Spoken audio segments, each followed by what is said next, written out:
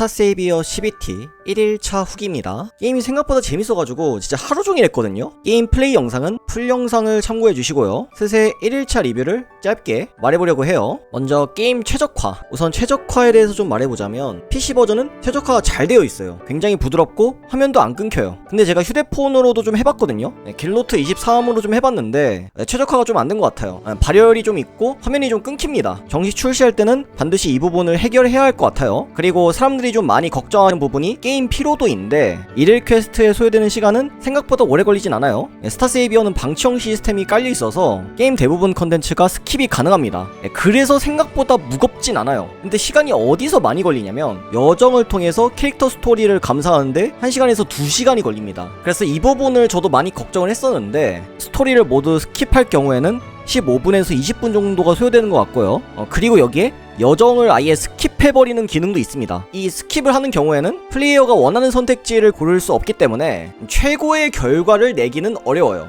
이 경우에는 스텔라 아카이브의 최고점을 찍기는 힘들어 보입니다. 그래서 이거는 유저한테 선택지를 준 것 같아요. 게임을 가볍게 즐길 사람들은 여정을 스킵하고 좋은 스텔라 아카이브를 얻을 사람들은 노가다를 해라. 선택지가 있습니다. 그 외의 부분은 스태미너는 최대 240이고 최대 10중첩으로 소모가 가능해요. 이렇게 하면 1쾌는 시간이 별로 안 걸릴 것 같아요. 그리고 또 많이 걱정하시는 부분이 PVP 중요도. 제가 확인한 바로 CBT 기준으로 PVP 보상 메리트는 그다지 크진 않은 것 같아요. PVP는 상대방의 방어덱을 뚫는 전략전, 그리고 드래프트 뱀픽이 있는 랭크전이 있는데 둘 다 순위 보상이 없고 일정 이상의 점수를 달성했을 때 보상을 줘요. 전략전이든 랭크전이든 그냥 어느 정도 점수만 올려놓고 주차하면 될 것 같은데 이것도 사실 보상 메리트가 별로 없는 것 같아서 이것도 그냥 안 해도 될 것 같다는 생각이 들거든요, 저는. 근데 이건 또 모릅니다. CBT 기준의 보상이라서 나중에 바뀔 수도 있어요.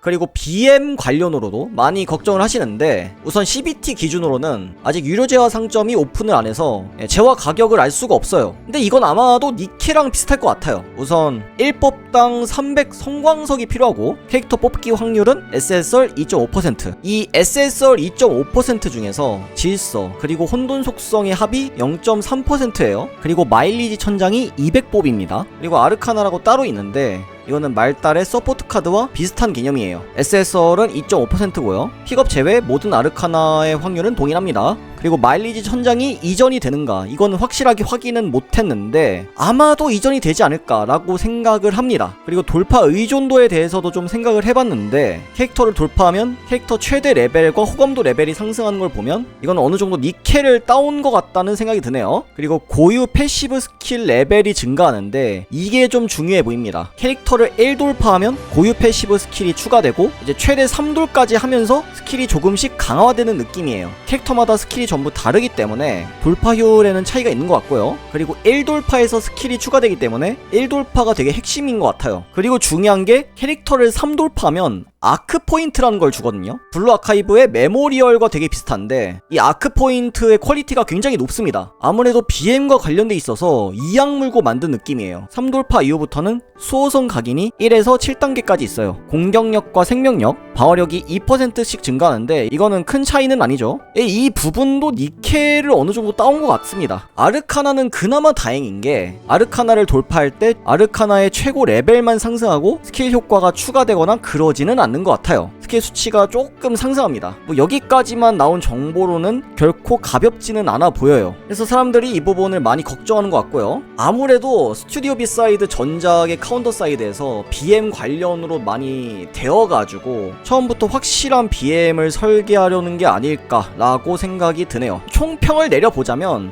저는 이 게임 나오면 미친듯이 할 거예요. 존나 재밌어요. 그냥 개재밌어. 여정 스토리도 재밌고 PVP도 재밌더라고. 전투도 재밌어. 오랜만에 재미에서 매력 포인트를 느낄 수 있는 게임이 나온 것 같아. 물론 아쉬운 부분이 있습니다. 분명히 지금 CBT니까 이 부분들은 확실하게 고쳐주는 게 좋을 것 같아요. 아까 말했던 최적화 부분, 그리고 캐릭터 모델링도 조금만 더 다듬어주면 좋을 것 같은데 일단 여기서 마치겠습니다.